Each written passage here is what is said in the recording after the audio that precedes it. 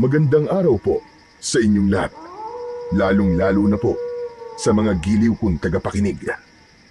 Nandito na naman po tayo sa pagbibigay ng isang natatanging kwento ng pagkakaibigan. Isang samahan na sinubok na paghiwalayin. Ang buhay ng 10 taong gulang na batang si Patik ay lumaking walang ina at kasama lamang ang kanyang amang si Mang Larry na isang lupon sa barangay. Makikilala niya ang isang mabuting kaibigan na si Bito. Palagi niyang makakasama ito sa lahat ng oras. Sa kanilang pagtakas mula sa malupit na ama ni Bito, ay makakakita si Patik ng isang kakaibang hayop na magbibigay sa kanya ng pambihirang kapangyarihan. Ano kaya ang mahalagang papel na gagampanan ni Bito sa buhay ni Patik? Magagawa kaya niyang labanan ang isang uri ng aswang na merong alagang taong alupian? Sama-sama po nating pakinggan ang buhay at pakikipagsapalaran ng batang nakakuha ng mutya, ng pawis, ng puting alakdan. Ngunit bago po ang lahat mga idol, huwag po nating kalimutang mag-subscribe at i-hit ang notification bell sa aking YouTube channel na The Voice Addict at Apong Isak para sa mas marami pang makapanindig balahibong kwentong aswang at katatakutan mula sa mundo ng kababalaghan. Umpisahan na po natin ang kwento. Jesus Mariosep naman ang batang to. Bakit marami nagkalat na sanga ng bayabas sa harapan natin? Patik! Patik, nasan ka ba? Diyos ko po naman. Araw-araw na lang na marami nagkalat na sanga ng bayabas sa bahay natin. Ay nako, kapag hindi ka naman talaga nainis. Patik! Patik, nasan ka ba? Kanina pa kitang tinatawag. Patik! Tay, nandito po ako, pasensya na po. Inayos ko lang po kasi yung goma ng tirador ko eh. Bakit po ba? Anak ng tirador na naman. Wala nang katapusan ang tirador na yan . Kailan ka ba titigil sa kakagawa ng tirador mo, ha, Patik? Teka, si Bito na naman ba?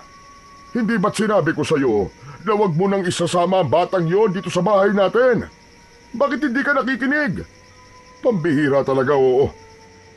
Alam mo ba, nasinugod na naman ako ng tatay niya at kung ano-ano raw ang itinuturo mo sa anak niya. Kaya raw hindi na nauutusan sa mga trabahong bahay. Pasensya na po, Mang Larry. Nagpagawa po kasi ako ng tirador kay Patik eh. Pasensya na rin po kung sinugod po kayo ni tatay. Kung ang lahat ng masasakit na salitang sinabi ng tatay mo sa akin ay mabubura ng paghingi mo ng pasensya, aba, matatanggap ko yan. Kaya lang hindi makain eh. Sobrang sama ng mga sinabi ng tatay mo tungkol sa anak ko. Kaya pasensya na rin. Huwag mo nang lalapitan ng anak ko kung maaari lang. Tay, wala naman pong kasalanan si Bito sa ginawa ng tatay niya eh. Wala nga siyang kasalanan, pero siya naman ang dahilan. Sige na, Patik. Ibigay mo na kay Bito ang tirador niya at pauwiin mo na siya sa kanilang bahay. Ayoko na makikita na makikipaglaro ka sa kanya. Naiintindihan mo ba, ha, Patik? Pero tay, si Bito lang po nag-iisa kong kaibigan eh. Wala akong pakialam kung siya na lang ang kaibigan mo sa buong mundo. Yung sinabi ko, yun ang masusunod. Baka hindi mo pa ako nakikita magalit, kaya paalisin mo na siya. Bago pa mandilim ang paningin ko sa'yo, linisin mo na rin ang bahay natin, ang kalat-kalat. Bilis-bilisan mo, bago pa tuluyang mag-init ang ulo ko sa'yo. Huwag na po kayong magalit kay Patik. Ako naman po nagpumilit na igawa niya po ako ng tirador eh. Pasensya na po talaga kayo, Mang Larry. Tama nang kakahigi mo ng pasensya, Bito. Ang gusto ko, umalis ka na rin sa bahay namin nang mapanatag na ang loob ko. Pambihira yan tatay mo na yan. Akala mo ko sino? Bito, pasensya ka na ha. Sa ibang araw na lang tayo magkita. Huwag ka mag-alala. Tatapusin ko ang tirador mo. Ayos lang ako, Patik. Pasensya ka na. Salamat sa pagtulong mo sa akin sa paggawa ng tirador. Sige na. Tama na ang papapaalam. Hindi na kayo magkikita ni Bito, Patik. Huling babala ko na sa ito, Patik, ha? Sa oras na mahuli kita, nakasama mo pa yan si Bito. Humanda ka talaga sa akin. Tatamaan ka na. Tandaan mo sinabi ko, Patik. Baka magulat na naman ako isang araw at suguri na naman ako ng tatay mo, Bito. Kaya kung pwede, huwag na itong mauulit. Maglari, alam ko po na masama po ang ginawa ni tatay sa inyo. Pasensya na po talaga. Huwag na po niyo akong pagbawalang lumapit kay Patik. Alam mo, Bito, kung ako lang ang tatanungin, gusto ko may kasama ang anak ko sa paglalaro. Pero ang tatay mo si Lito, nako, pinagbantaan niya ako. Ayoko naman na muli kami magkaharap ng dahil sa inyo. Kaya kung pwede sana, layuan mo na lang ang anak ko para wala ng gulo. Ikaw na lang ang umiwas. Kung totoo ka niya, kaibigan, hindi mo gugustuhin masaktan si Patik ng dahil sa'yo. Kilala mo naman ang tatay mo, di ba? Opo, naiintindihan ko na po, Mang Larry. Sige po, aalis na lang po ako. Abay, mabuti pa nga. Dahil baka maabutan ka rito ng tatay mo, masaktan ka pa niya sa harapan ko. Kilala mo rin ako, hindi ako makakapayag na makita kang sasaktan ng ama mo sa harapan ko. Kaya sige na, makakaalis ka na. Huwag na sana itong mauulit ha. O ikaw naman, Patik, pumasok ka na sa loob ng bahay natin. Teka. Tanggalin mo nga yung mga nagkalat na sanga ng bayabas sa harapan ng bahay natin. Napakasakit sa mata. Pagkatapos mo maglinis, pumasok ka na ng bahay. Opo, tay. Pinulot isa-isa ng may 10 taong gulang na batang si Patik ang mga sanga ng bayabas na nagkalat sa lupa. Lumapat sa kanyang palad ang magaspang na sanga ng bayabas. Naluluwa ang kanyang mga mata habang nakayuko. Naramdaman niya ang tahimik na pagtalikod sa kanila ni Bito. Wala na itong imik nang magsimulang maglakad ito palabas ng kanilang bakuran. Sa muling pagtayo ni Patik ay nahabol niya ng tanaw ang papalayo niyang kaibigan na si Bito. Bagsak ang balikat nito habang naglalakad pauwi sa kanilang tahanan. Parang pinipiga ang dibdib niya dahil sa labis na awa para kay Bito. Inihakbang niya ang kanyang paa papunta sa labas ng kanilang bakuran. Itinapon niya ang mga sanga ng bayabas sa kanilang basurahan. Taka siya muling tumingin sa malayo ng si Bito. Binalingan ni Patik ang hawak niyang tirador. Pinagmasdan niya ang goma sa hugisway na sanga. Inilagay niya yon sa kanyang bulsa bago pumasok sa kanilang bahay. Diretso siyang naglakad papunta sa loob ng kanilang kusina. Isang malalim na buntong hininga ang pinakawalan ni Patik. Bago siya naupo sa harap ng lamesa, mabilis ang tibok ng kanyang puso dahil sigurado siyang hindi pa tapos ang kanyang amang si Mang Larry sa pagsisermon sa kanya. Ang liblib na baryo ng Sandagon ay sagana sa mga puno ng kahoy. Magaganda ang tanawin at malilinis ang mga ilog. Sa sobrang linaw ng tubig ay ligtas itong inumin. Tahimik ang paligid at napakadisiplinado ng mga tao. Pagdating naman sa usaping pangkapayapaan, si Mang Larry ang nangunguna bilang pinuno ng lupon sa barangay. Pagsasaka ang pangunahin nilang hanap buhay. Kung minsan ay nangingisda sila, depende sa nakasanayan ng isang pamilya. Nag-iisa lang ang naging libangan ng mga tao sa baryo. Yun ay ang manghuli ng mga ibon gamit ang tirador. Isang libangan na bawal sa batas ng gobyerno dahil sa walang habas na pagpatay sa mga ibon na malaya sanang lumilipad. Ang mga nauhuli naman nilang ibon ay kinakain nila. Kung minsan ay ibinibenta nila yon sa mga taong mahilig naman sa ibon.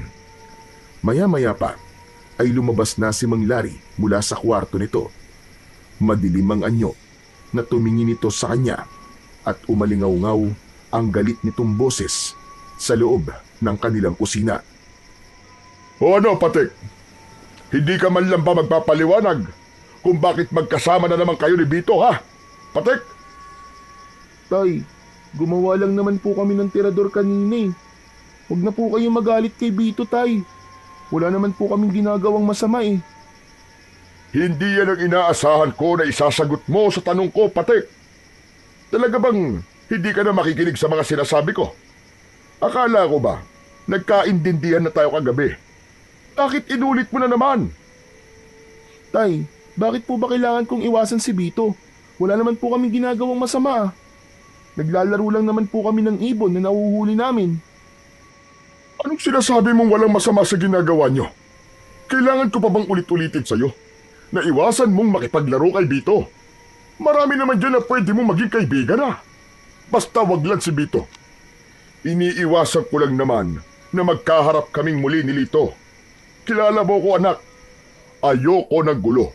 Pero kapag sinaktan ka niya, aba, ibang usapan na yon. Tay, bakit naman po kayo makikipag-away kay Mang Lito? Saka, hindi ko talaga naiintindihan eh. Wala naman po kayong ibinibigay na paliwanag kung bakit kailangan ko pong iwasan si Bito. Mabait po ang kaibigan ko, Tay. At hindi naman siya masamang impluwensya sa akin eh. Hanggat wala po kayong sinasabing malinaw na dahilan para layuan ko si Bito, pasensya na po. Hindi ko po iiwasan ang kaibigan ko. Para ko na po siyang kapatid eh. At siya lang naman po nag-iisa kong kaibigan. Ay nako, bakit ba tigas-tigas ng ulo mo, anak? Makinig ka sa sinasabi ko. Kung talagang kaibigan ang tingin mo kay Bito, layuan mo siya para sa kaligtasan niya. Tay, bakit ko nga po lalayuan si Bito? Hindi niyo naman po sinasagot yung tanong ko eh. Mapilit ka. O sige, kanina. Nagharap kami ni Lito sa session namin sa Lupon. Inireklamo ni Lito ang madalas na pag-alis-alis ng bahay ni Bito. At ikaw ang itinuturo niya dahilan. Abay, syempre, pagtatanggol kita. Ipinaglaban ko na hindi ikaw ang dahilan kung bakit palaging umaalis si Bito sa kanila. Alam mo ba kung ano natuklasan ko kay Bito, ha, Patek? Ano po, Tay? Ano po natuklasan niyo kay Bito? Talaga ba gusto mo malaman kung ano ang dahilan? Hindi mo ba talaga alam na palaging nakakaranas ng pananakit si Bito mula sa kanyang ama? Kanina, napansin ko, tagtad ng pasa ang katawan niya. Sa tingin ko, madalas siya binubugbog ng kanyang ama. Minamaltrato ang kaibigan mo. Kaya kung naaawa ka sa kanya, iiwasan mo siya, anak. Yun lang ang nag-iisang paraan para mailigtas siya sa kamay ni Lito. Paano pong binubugbog, Tay? Bakit naman po yung gagawin ni Mang Lito sa kanya? Ay nako, Patek. Kaibigan mo si Bito pero hindi mo pa rin alam kung bakit siya binubugbog ni Lito. Ano ka ba naman, anak? Kaibigan mo siya, di ba? Hindi mo ba alam na anak sa labas si Bito? Anak siya sa ibang lalaki ng asawa ni Lito na si Esther. Ang sabi dati raw na nagtatrabaho sa kasa si Esther at hindi raw nito alam kung sino ang ama ni Bito. Kaya naman, palaging pinagmamalupitan ni Lito ang kaibigan mo. Ang ipinagtataka ko lang, naglaho na parang bula si Esther. At sabi, nakipagdanan daw kay Taher. Sumama ito sa bago nitong lalaki. Teka, sandali lang po, Tay. Imposible naman po yun. Bakit naman po iiwan ni Aling Esther si Bito? Sa akala ko po ba, umalis lang po si Aling Esther at nagpunta po sa ibang bansa? Paano niyo po nasabing nakipagtanan po si Aling Esther kay Mang Taher? May nakakita po ba sa kanila, Tay? Ang sabi meron daw nakakita sa kanila. Yun talaga ang balita, anak eh. Maraming kumakalat na kwento-kwento sa barangay tungkol sa mag-ama. Pati na madalas na pananakit ni Lito sa kanyang anak. Siyempre, lupon ako kaya alam ko kung ano ang kwento ng mga taong nagkaroon ng malaking eskandalo sa kanilang pamilya. Kung pwede nga lang sana, gusto kong ampunin si Bito. Yun talaga ang gusto kong gawin. Kaya lang hindi yun mangyayari hanggat buhay at kasama niya si Lito. Isa pa, matagal nang patay ang nanay mo, hindi ba? Wala akong makakatuwang sa pag-aalaga sa inyo. Ikaw nga lang ang anak ko Nahihirapan na ako. Kaya po ba palaging malungkot si Bito, Tay? Kawawa naman po pala ang kaibigan ko. Hindi ko po alam na ganun na po pala ang nangyayari sa kanya. Talagang kawawa si Bito, anak. Habang pinagsasalitaan ko siya na masakit kanina, aba, hindi mo lang alam, parang pinipiga ang puso ko sa awa sa kaibigan mo, anak. Isa lang ang pakiusap ko sa iyo. Kung gusto mong iligtas ang kaibigan mo, layuan mo siya. Hanggat maaari, huwag mo na rin munang kausapin. Pero tay, bakit hindi po kayo gumawa ng paraan para mailigtas po si Bito? Anak, hanggat hindi nagsasabi si Bito, hindi tayo maaaring makialam. Maliban na lang kung meron tayong mahahanap na ebidensya na magpapatunay sa pambubugbog ni Lito sa kanyang anak. Yung matibay ha? Matutulungan natin siya pag nagkataon. Pero kutob ko, mahal ni Bito ang kanyang ama, kahit ganun pa man ang ginagawa nito sa kanya. Tay, nakikiusap po ako. Tulungan niyo po ang kaibigan ko, tay. Hindi po siya dapat nakakaranas ng ganun. Bago niya mahalin si Mang Lito, mahalin po muna niya ang sarili niya. Nag-aalala po ako na baka mapahamak po ang kaibigan ko dahil sa ginagawa po ng kanyang ama. Naluluwa ang mga mata ni Patik nang tumingin siya sa kanyang ama. Bakas din ang awa sa mga mata ni Mang Lari. Yumuko ito at tumingin sa kanyang muka habang ang dalawa nitong palad ay nakapatong sa tigkabilaan niyang balikat. Huwag ka mag-alala. Tutulungan natin si Bito, Patik. Pero simulan mo muna sa pag-iwas sa kanya. Mahal kita, anak. Tayong dalawa na lamang ang magkasama sa buhay. Ayokong maranasan mo ang nararanasan ni Bito. Baka pati ikaw saktan ni Lito Pero tay, pababayaan na lang po ba natin ang nangyayari sa kaibigan ko? Hindi, anak. Hahanap lang tayo ng pagkakataon. Hindi magiging madali ang pagliligtas natin sa kaibigan mo. Aba teka, bakit parang natigilan ka, Patik? Huwag mong sabihing may balak kang makialam kay Bito. Sinasabi ko na sa'yo, anak, mapapahama ka. Kaya makinig ka sa mga sinasabi ko sa'yo. Wala po akong balak makialam, tay. Meron lang po akong iniisip Bigla po akong nag-alala kay Bito. Kawawa naman po pala talaga siya. Wala na nga po siyang nanay. Mawawalan din po siya ng kaibigan. Anak, kung totoong nag-aalala ka sa kanya, iwasan mo makipag-usap kay Bito. Paulit-ulit ko sinasabi sa'yo. Lalo na yung pagpunta-punta nyo sa kagubatan.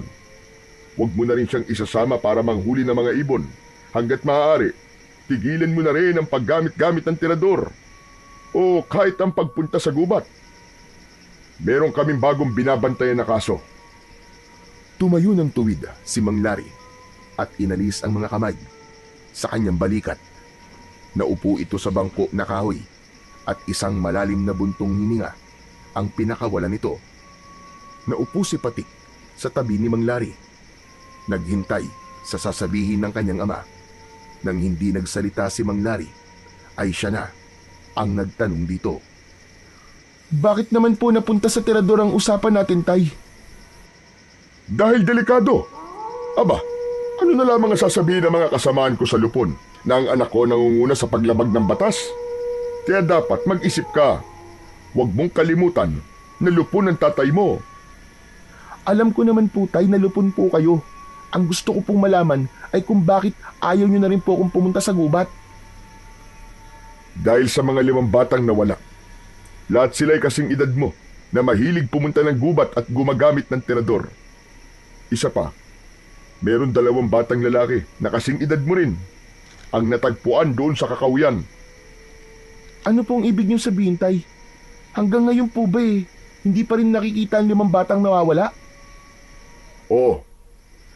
At nag-aalala kung baka pati ikaw ay mapahamak. Ano po bang nangyari sa 2 batang natagpuan, tay? Paano po sila namatay? Hindi ko pa alam kung ano ang buong detalye sa kung ano ang dahilan ng pagkamatay nila. Pag-uusapan pa lang namin mamaya. Pero ang narinig ko wak-wak daw ang tiyan at nawawala raw ang mga laman loob ng bata. Naiwan daw ang 2 puting rosas sa bawat katawan ng mga biktima. Palaisipan pa rin sa amin kung ano ang totoong nangyari sa kanila. Diyos ko, hindi po ba't matagal na pong sakit ng ulo ng mga pulis ang madalas na pagpatay sa mga bata sa baryo natin, tay? Saka lahat po sila ay nilalagyan ng puting rosa sa katawan. Pero wala naman pong mga puting rosa sa baryo natin, tay. Paano pong nangyari yun? Kaya nga malalaman namin mamaya. Pag-uusapan pa namin ang mga gagawin. Malakas ang kutob kong pagbabawalan ng mga bata na manghuli ng ibon sa kagubatan. Magkakaroon ng karpyo. Kaya ikaw, anak, Makinig ka sa mga sinasabi ko, ha? Huwag ka na munang pupunta sa gubat. Huwag matigas ang ulo. Masyadong delikado para sa'yo. Kutob ko, ang 2 bata na natagpuan sa kakahuyan ay mga batang mahilig rin na manghuli ng ibon sa kagubatan. Nakita pa sa kanilang katawan ng tirador na may malapot na likido. Para bang binuhusan din sila ng asido. Mukhang gawa ng isang halimaw yon, anak. Paano niyo po nasabing halimaw, tay? Wala naman po kayo sa pinangyarihan, di ba? May maililihim pa ba sa baryo natin, anak? Saka wag mo muna akong tanungin. Bigla talaga ako kinilabutan kapag naaalala ko yung mga kwento nila tungkol sa sinapit ng 2 bata. Hindi na nagtanong pa si Patik sa kanyang ama. Sa halip, naghanda na lamang siya ng kanilang tanghalian. Pagkalipas ng ilang minuto, ay natapos na silang kumain. Inihanda na ni Mang Larry ang mga gamit nito at lumabas ng kanilang bahay. Sinilip ni Patik ang kanyang ama mula sa bintana ng kanyang kwarto upang masigurong umalis na ang kanyang ama. Balak niyang makipagkita kay Bito at ibalita sa kanyang kaibigan ang tungkol sa nangyari sa 2 batang natagpuan sa kakahuyan. Wala siyang planong iwasan ang kaibigan niya. Dahil sa kanyang mga nalaman tungkol kay Bito, mas gusto niya ngayon na damayan ang kanyang kaibigan. Si Patik ang batang hindi napapakali kapag hindi nalalaman ang kasagutan sa kanyang mga katanungan. Kaya kahit na anong mangyari, ay aalamin niya talaga kung ano ang totoong nangyari sa 2 bata na natagpo ang patay. Kasama ang pagsusuri niya sa katawan ng kanyang kaibigan, titignan niya kung totoong may mga pasa sa katawan si Bito. Kaya nang makaalis na ang kanyang ama, sakay ng bisikleta nito, ay mabilis pa sa kidlat na tumakbo si Patik sa labas ng kanilang bahay. Tinaak niya ng mabilis ang daan papunta sa kakahuyan. Mabilis din ang tibok ng kanyang puso habang ang hangin ay humahampas sa kanyang muka. Halos hindi na lumapat ang kanyang mga paa sa lupa. Makarating lang sa bahay ni Bito. Pagkalipas ng ilang minutong pagtakbo, ay narating na niya ang bahay ng kanyang kaibigan. Nagtago muna siya sa makapal na halaman. Meron silang tawagan kapag balak nilang magkita at mag-usap. Kailangan sumipol ng 2 beses si Patik para malaman ni Bito na naroon siya sa gilid ng bahay nito.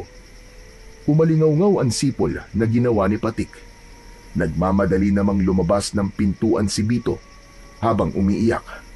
Kasunod ni Mang Lito na may dalang pamalo. Hala, Diyos ko, totoo nga. Totoo nga ang sinabi ni tatay kanina na binubugbog pala talaga si Bito ng kanyang amang si Mang Lito. Diyos ko po, anong gagawin ko? Saka lamang naalala ni Patik ang tirador sa kanyang bulsa. Dinukot niya yon habang nakatago sa halaman. Bumundol ang kaba sa kanyang dibdib, lalo na nang marinig niya ang boses ni Mang Lito. Sumilip si Patik sa siwang ng mga daon at mula sa kanyang kinatatayuan ay kitang-kita niya na pinapalo ng sanga ng bayabas si Bito. Naluluwa ang kanyang mga mata dahil sa galit. Nanginginig din ang kanyang kamay habang mahigpit na hawak ang kanyang tirador. Napatungo si Patik sa lupa. Lumikot ang kanyang mga mata sa paghahanap ng bato na mailalagay niya sa hawak na tirador. Habang ang boses ng umiiyak na si Bito ang naririnig niyang ingay sa paligid. Bawat hampas at palo sa katawan ng kanyang kaibigan ay kasing lakas din ng pagsigaw nito habang umiiyak dahil sa labis na sakit. Bigla niyang naalala ang kanyang ama. Maswerte pa pala siya dahil lumaki siya sa amang katulad ni Mang Larry. Tama na po! Tama na po tayo! Sakit na po ng katawan ko, aray! Tama na po! Hindi na po ako ulit! Tama na po! Tila bingi si Mang Lito sa lahat ng pakiusap ni Bito. Kaya wala nang naisip na paraan si Patik kundi tulungan ng kanyang kaibigan. Nang makakita ng katamtamang sukat na bato sa lupa, ay mabilis niyang ibinalayon sa kanyang tirador. Nanlalamig ang katawan ni Patik dahil sa labis na galit. Buong lakas na hinila niya ang goma at sinipat ang kamay ni Mang Lito, habang abala ang lalaki sa paghawak sa damit ni Bito ay binitiwan naman ni Patik ang goma. Lumipad sa ere ang bato at tumama yun sa kamay ni Mang Lito. Halos magtatatalon sa tuwa si Patik. Narinig niya ang boses ni Mang Lito. Nagsisisigaw ito dahil sa labis na sakit. Nagmumura itong hindi malaman ang gagawin. Namula ang kamay nito at hindi maigalaw. Bumakas ang takot sa muka ng kaibigan niyang si Bito. Napatago sa halaman si Patik nang mapansin na inililinga ni Mang Lito ang paningin sa paligid. Tila ba hinahanap nito kung saan nanggaling ang bato. Maya-maya pa ay narinig ni Patik na tila sinakal ni Mang Lito ang kaibigan niyang si Bito. Pilit nitong pinaamin kung saan nanggaling ang bato.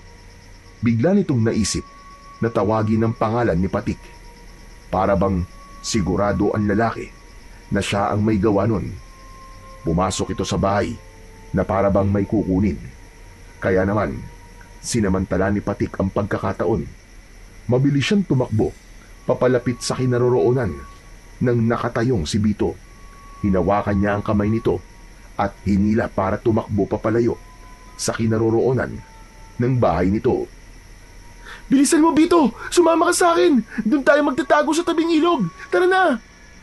Pero, baka makita ka ni tatay. Wala na akong pakialam kahit makita pa ako ni Mang Lito. Tara na! Ang mahalaga, maitakas kita sa mga kamay niya.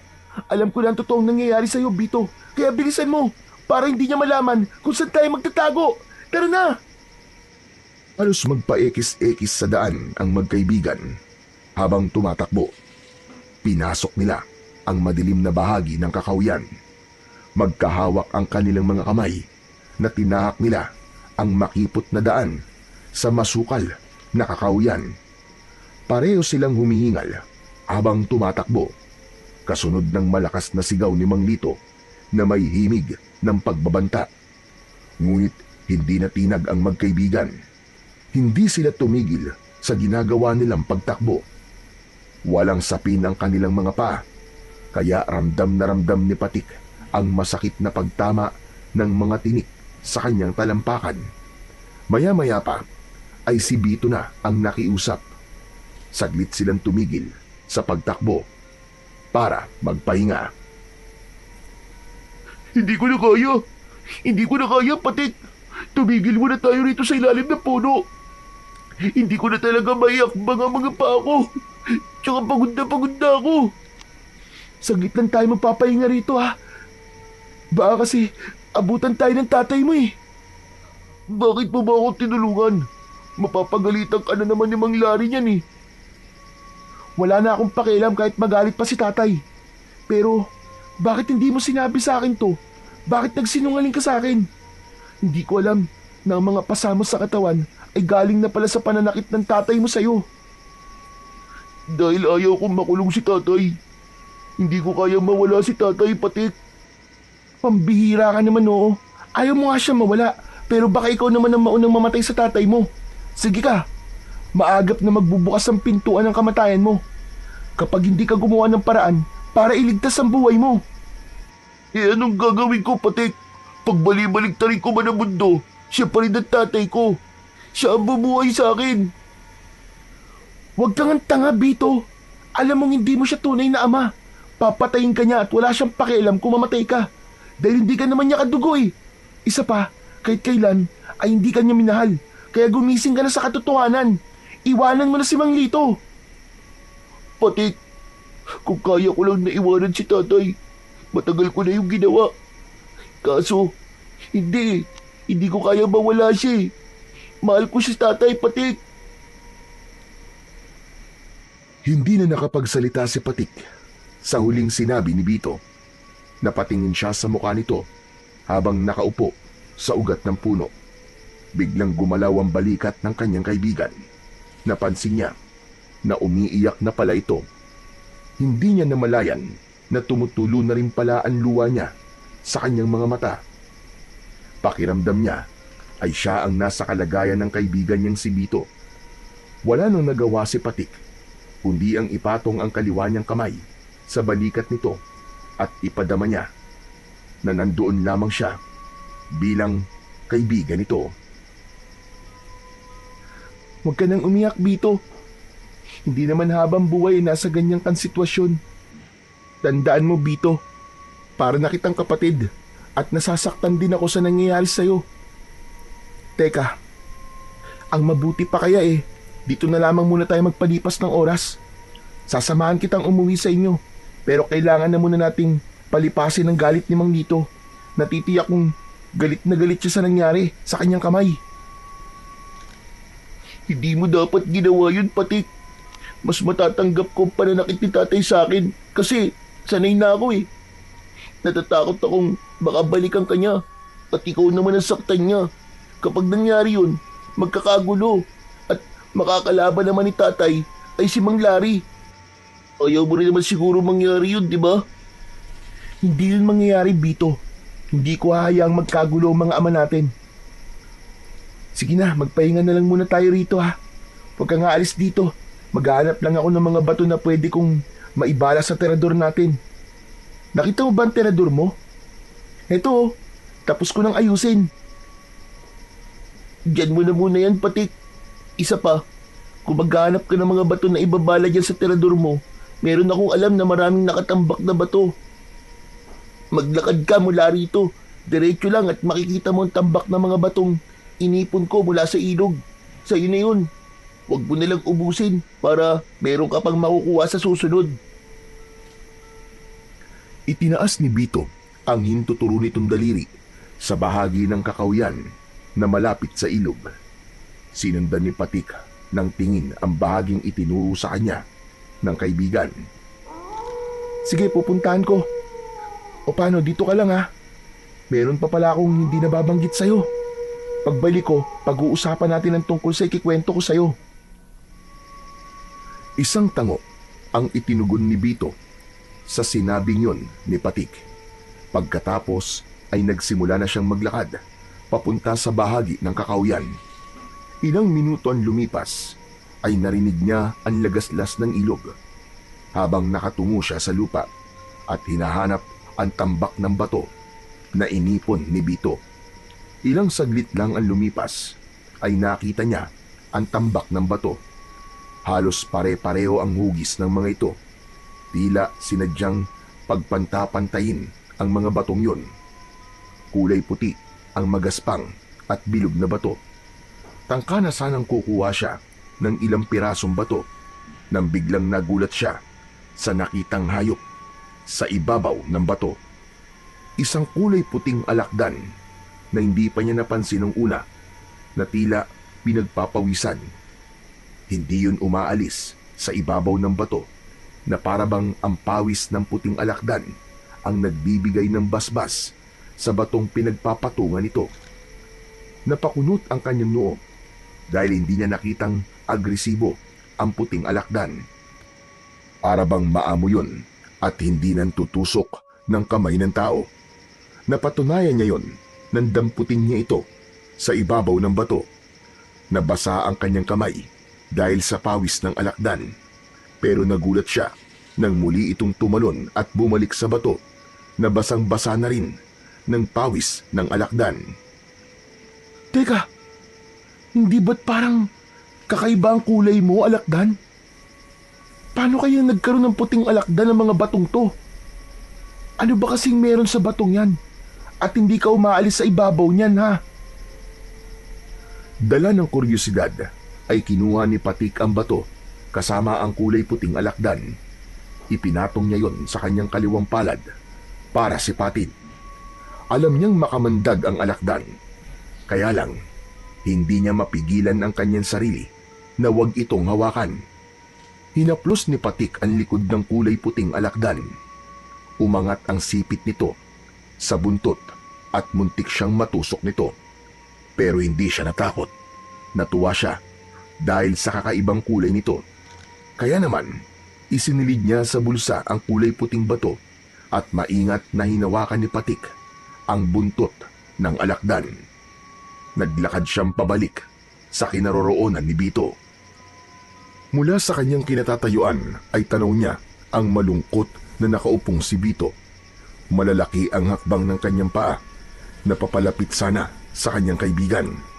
Subalit bigla siyang natigilan nang makitang merong isang lalaki ang nakatayo sa likod ng puno. Nagtago si Patik sa makapal na halaman at pinagmasdan ang kilos ng lalaki. Mahaba ang buhok ng lalaki habang nakatingin sa likuran ni Bito. Walang kaalam-alam ang kanyang kaibigan na meron ng ibang tao na naroon sa lugar na yon. Sino kaya siya?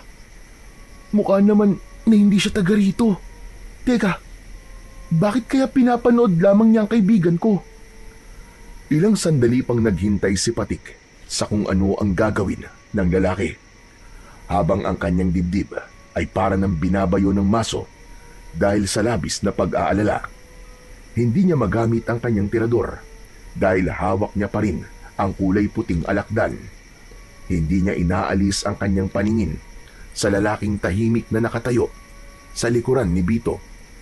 Pero hindi nagtagal ay unti-unti itong humakbang papalayo sa kaibigan niyang si Bito. Nang mawala sa kanyang paningin ang lalaki, ay mabilis siyang tumakbo papalapit sa kinaroroonan ni Bito. Nang makarating siya sa tabi ng kaibigan, ay nagtataka itong tumayo.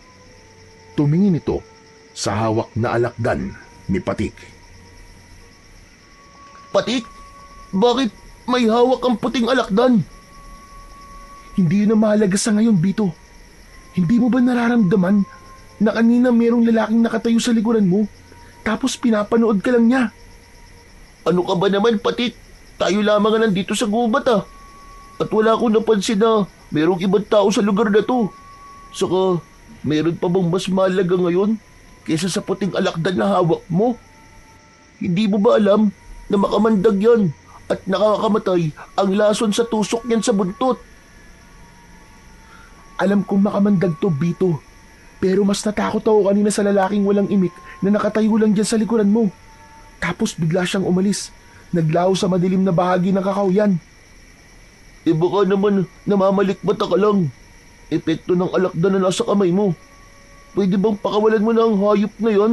Baka mapahama ka pa Kung mapanganib ang alakdan na to, Bito, sa una pa lang sana, tinusok niya ng kamay ko. Maamo ang puting alakdan na to at aalagaan ko siya para maging laruan. Wag! Hindi siya laruan, Patik. Kundi isang mapanganib na hayop na dapat mong iwasan. Dahil ang kulay puting alakdan ay bihirang makita sa kalikasan at kadalasang ginagamit sa panaginip, alamat o kwento bilang simbolo ng kakaibang panganib o lihim na kapangyarihan. Hindi siya taga rito, Patik. Alaga siya ng isang matandang ermitanyo na madalas kong naririnig sa mga matatandang nagkikwentuhan tungkol sa hiwaga ng kagubatan. Pasensya ka na, Bito pero hindi ako naniniwala sa mga hiwa-hiwaga na yan Kaya nga hiwaga, di ba? Ibig sabihin nun, kababalaghan, hindi naman totoo. Maniwala ka, Patik. Pakawalan mo na ang puting alakdan na yan kung ayaw mong malagay sa panganib ang buhay mo. Malakas talaga ang kamandag ng mga nilalang nakabaligtaran sa hayop na matatagpuan sa mundo natin. Ang pagkakaiba ng mga hayop sa mundo ng engkanto ay 3 beses ang ulit kumpara sa lakas ng hayop na matatagpuan sa mundo natin. Maniwala ka. Kahit nga ang araw at taon magkaiba rin.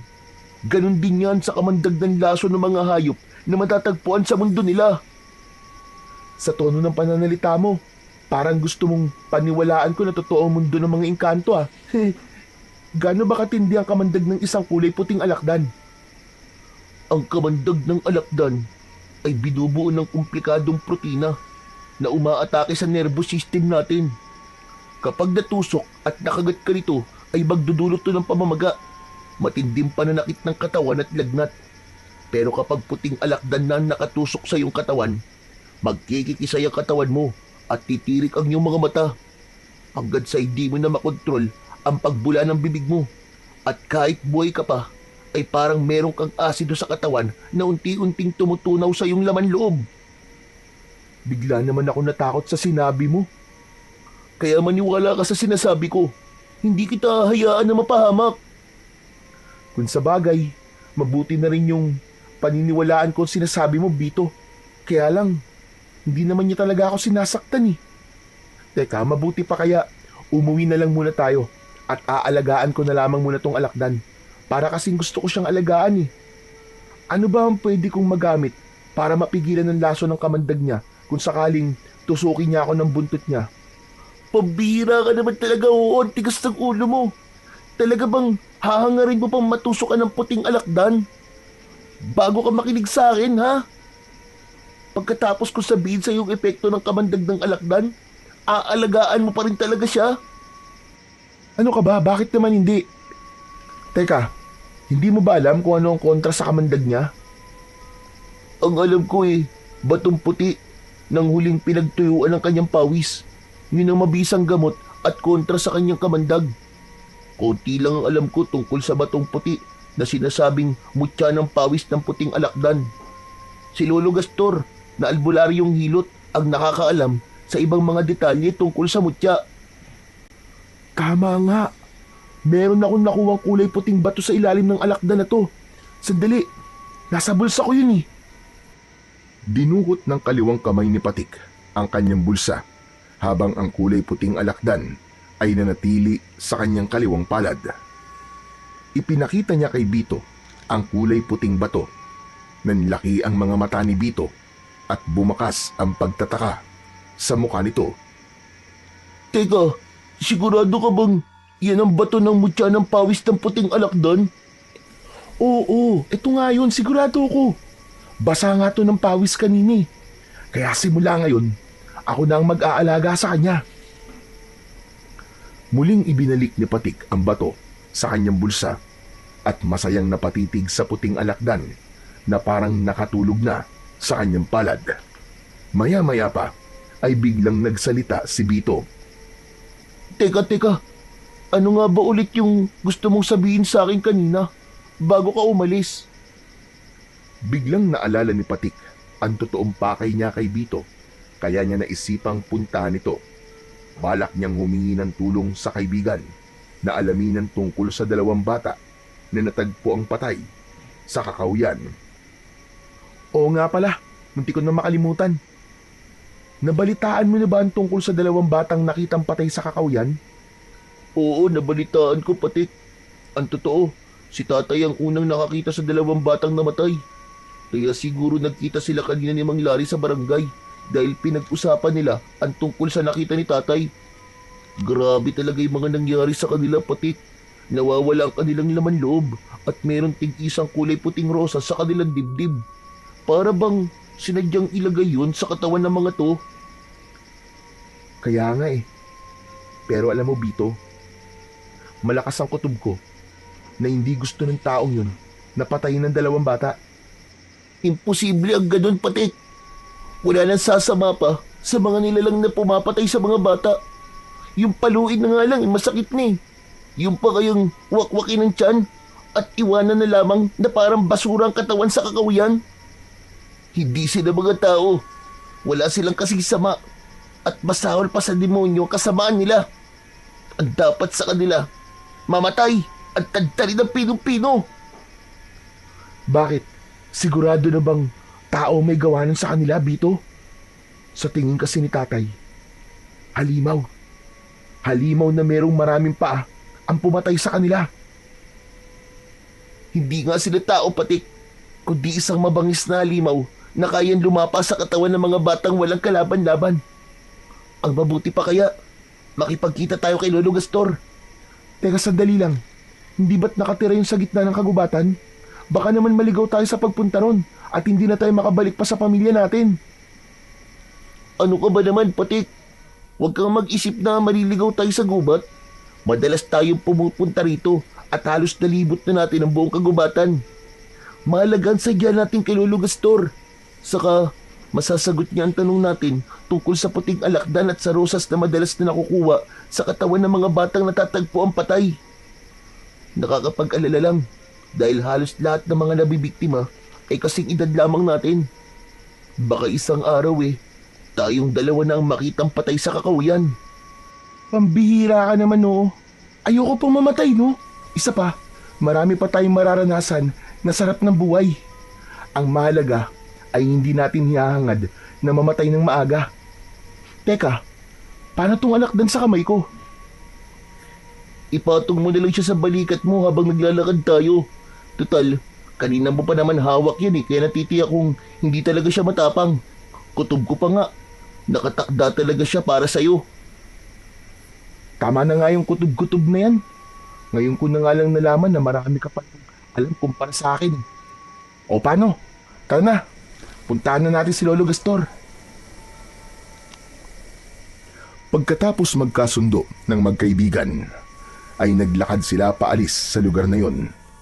Binasok nila ang madilim na bahagi ng kakahuyan. Inakyat nila ang mga burol at tinawid ang dalawang ilog papunta sa bahay ni Lolo Gastor. Matatagpuan ang bahay ng matandang albularyo sa pusod ng kagubatan. Halos kapusin sila ng hininga dahil sa malayo nilang paglalakad. Pagkalipas ng ilang oras ay napansin ni Patik na medyo madilim ang bahaging yun ng kakahuyan. Kaya naman, hindi niya maiwasan ang bigla na lamang kilabutan. Ngunit nagpatuloy sa paglalakad ang dalawa, habang ang maririnig na ingay lamang sa paligid ay ang mga huni ng mga ibon na nakadapo sa sanga ng mga puno. Habang binabagtas nila ang daan sa gitnang kakahuyan, ay panayan lingon ni Patik sa hulihan ng kanilang nilalakaran. Pakiramdam niya ay may mga nilalang na nakasunod sa kanila. Kaya mas lalo niyang binilisan ang pagakbang ng kanyang mga paa. Naunahan pa niya sa paglalakad si Bito na kanina pang hindi nagsasalita habang naglalakad. May pagkakataon pa na natitisod siya sa mga nakausling kahoy sa daan. Dahil sa sobrang pagmamadali, nag-alala siya na baka nakasunod sa kanila ang taong pumapatay ng mga bata at sila naman ang sunod na biktimahin ng nilalang. Bito, wala ka bang nararamdaman sa paligid natin? Para kasing kanina pang may nakasunod sa atin eh. Saglit na tumigil si Bito sa paglalakad at humarap ito sa nag-aalalang si Patik. Nang tumahimik ang paligid at nawala ang ingay mula sa kanilang yabag, ay sigurado si Patik na merong yabag na naiwan at hindi sa kanila yun. Kaya dalawa na sila ni Bito na nagpalinga-linga sa paligid na parabang may hinahanap. Tama ka, Patik. Meron nga nakasunod sa atin kanina pa. Bigla tuloy akong kinabahan, Bito. Ano kaya kung umuwi na lang tayo sa bahay? Mas mahirap kung aabutan tayo ng gabi sa daan eh. Pero ngayon pa ba tayo uuwi? 1 oras na tayo naglalakad eh. Hayaan mo na. At baka mga hayop lamang na panggubat ang sumusunod sa atin. Nagsimulang humakbang sina Bito at Patik, ngunit ang kaluskos ng yabag na kanilang naririnig ay papalapit ng papalapit. Tila nanggagaling yun sa maraming paa na hindi mapakali sa paglalakad. Dahil sa nililikhang ingay ng tuyong daon mula sa ilalim ng paa ng nilalang na nakasunod sa kanila, ay biglang ginapangan ng takot sa katawan ang magkaibigan.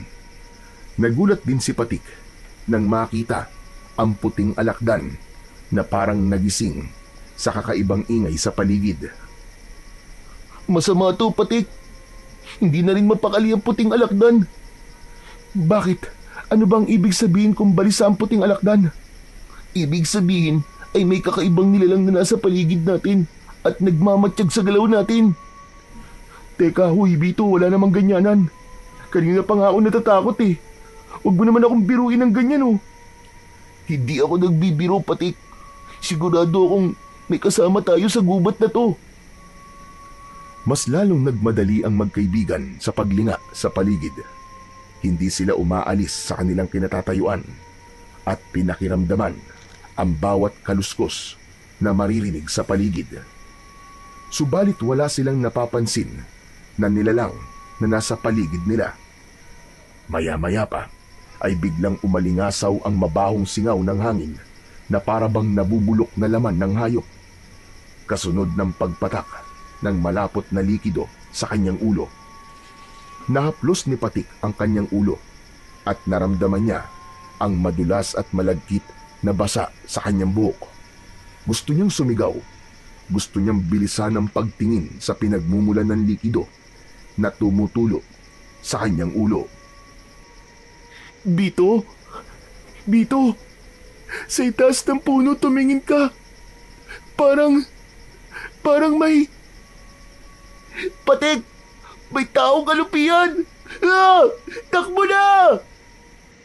Hindi na pinagkaabalahan ni Patik na tignan ang nakita ni Bito sa itaas ng puno. Maliwanag na isang nilalang yon na may nakakatakot na itsura. Nang tumakbo sila sa kakauyan, lumingon si Patik sa hulihan ng kanilang daan.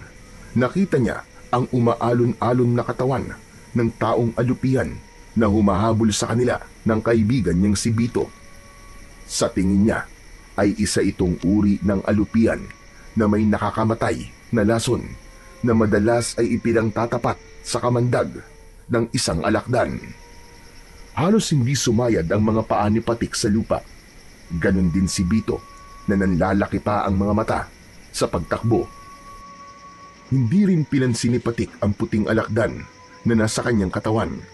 Ang mahalaga ay makatakas sila sa humahabol na taong alupian sa kanila. Ngunit hindi napansin ni Patik ang batong nakaharang sa kanyang dadaanan. Kaya naman, natisod siya sa bato at bumagsak siya ng pasadsad sa lupa.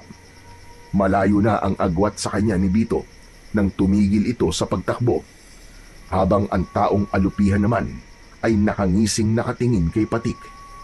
Tumutulo ang malapot nitong laway na may kasama pang dugo mula sa nilalang na kinain ito. Lumitaw ang malalagari nitong mga ngipin.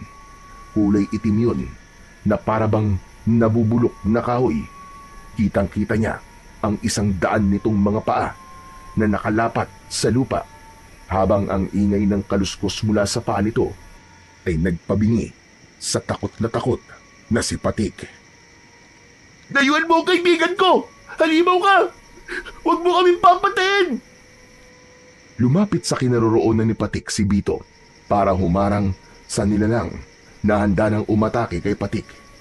Iwinasiwas ni Bito ang nahawakan nitong sanga ng puno para hindi makalapit ang nilalang. Nang mga sandaling yun ay natulala si Patik. Hinayaan niyang si Bito ang humarap sa aswang. Hindi siya makagalaw at tila ba hinihintay na lamang niya na lumapit sa kanya ang halimaw. Sa tingin niya ay babae ang taong alupihan dahil sa malusog nitong dibdib. Tila iniiwasan nito si Bito at si Patik lang ang gusto nitong lapain.